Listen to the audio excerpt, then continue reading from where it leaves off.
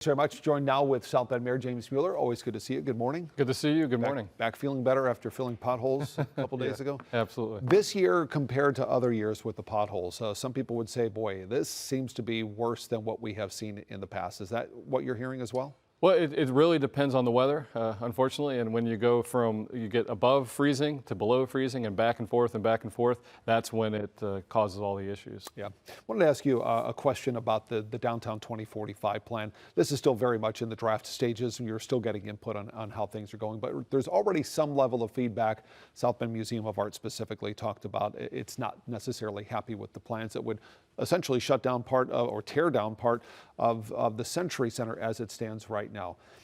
What you envision right now for this Downtown 2045 plan, is this going to be a total makeover, something that's unrecognizable from today, or are we talking about just some tweaks? Well, there are a lot of bold ideas, and obviously we're already seeing a lot of investment in the downtown and across the city.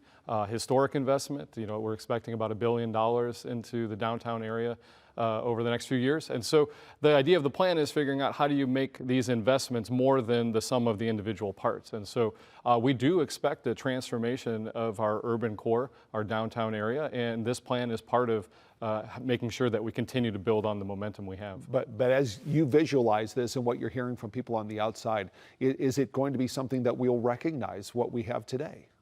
Well, I mean, it's sometimes whether you're a frog in a boiling pot. There's already been some changes that have transformed downtown, and we hope to continue to see progress and build off that momentum. So I think if you're someone who left, instead of the frog in the boiling pot, if you left the community for a while and came back, you might say this is unrecognizable. But for those who are here, it kind of happens over time, and you get used to it. Fair enough. So there's some legislation going on in the State House right now, and it's concerning community crossroads money, the matching grants that come in from the state for road repair. We were just talking about potholes, and that goes along with road repair as well. Specifically, the legislation would essentially mandate that the communities that don't have wheel taxes have them, and those who do have them, like the city of South Bend has paid through county, that they would be maximized to be able to get the full matching grants. Are you comfortable with potentially having to raise the wheel tax to be able to get matching grants coming into South Bend and St. Joseph County? Yeah, I don't think this is good policy at the state level. I mean, either the choices here are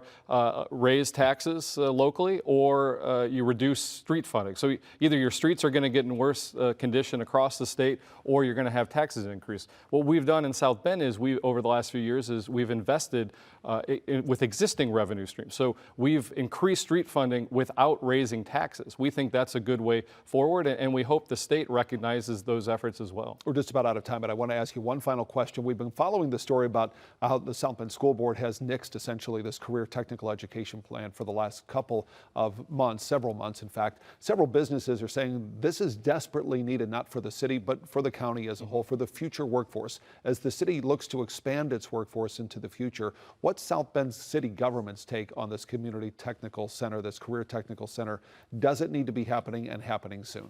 So the city strongly supports elevating these pathways to opportunity, the non-college pathways to opportunity, and we'll continue to work with schools, businesses, and other partners. But what the key is not whether we agree on the need for those kind of programming. The key is where and how and all the details. And I think we can come together as a community to make progress on this and establish a hub. But is the city missing an opportunity? Is this option an opportunity? Are we missing that by continuing to push the ball down the road? I mean, it would be, obviously you want to get it done, but you got to get it done the right way. And so we need to get all the partners together and make sure we have a plan that's going to be successful. All right. Mayor Mueller, thanks very much. We appreciate your time. Thank you. Thanks for watching. Like and subscribe to the WSBT 22 YouTube channel.